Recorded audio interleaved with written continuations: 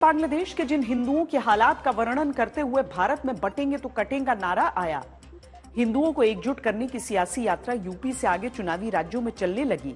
उसी को क्या अब नए रूप में विस्तार देने की राजनीति चल पड़ी, जहां बीजेपी के सांसद, बजरंग दल के नेता ये अपील करने लगे कि दिवाली पर खरीदारी हिंदू दुकानदारों, कारोबारियों से ही की जाए। दस्तक देता सवाल है कि क्या यह विस्तार की शुरुआत है? क्या दीपावली पर धर्म देखकर ही खरीदारी होगी?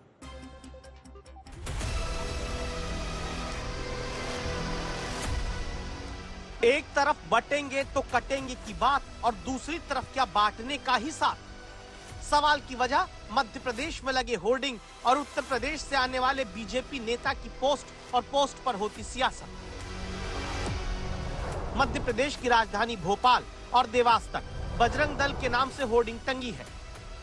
लिखा गया, अपना त्योहार अपनों से व्यवहार, दीपावली की खरीदी उनसे करें जो आपकी खरीदी से दीपावली मना सके। भले ही यहाँ पे बजरंग दल ने किसी धर्म का नाम ना लिया हो, लेकिन दीपोत्सव का ये जो पर्व है, क्योंकि बड़ी संख्या में हिंदू समाज मनाता है और इसीलिए बजरंग दल, विश्व हिंदू परिषद ने ये जो अपील की है, वो अपील इसी तरीके से है कि लोगों को जो है वो खरीदी के लिए, हिंदू समाज के लोगों से वो खरीदी करें और वो अपनी दीपावली मना सके इस खरीदी से। ये मांग यहाँ पे साफ तौर पे की गई है।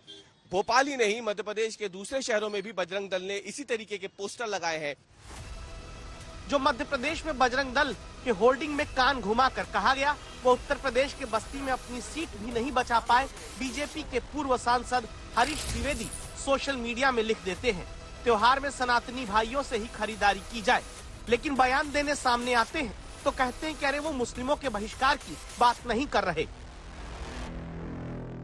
नहीं, बात मुस्लिम के बाइकाट की नहीं है, बात कट्टरपंथियों को जवाब देने की है। मैंने केवल ये निवेदन किया कि ऐसे कट्टरपंथी जो लगातार बरसों से इस प्रकार का अभियान चला रहे हैं कि एक विशेष समुदाय की दुकानों से ही उनके समाज के लोग खरीदें, तो मैंने निवेदन किया कि ऐसे कट्टरपंथियों को जवाब देने का उचित अवसर यही है कि दीपावली के शुभ अवसर पर, धनतेरस के शुभ अवसर पर, धनतेरस और दीपावली मनाने वाले जो लोग हैं उनकी दुकानों से सामान खरीदा जाए।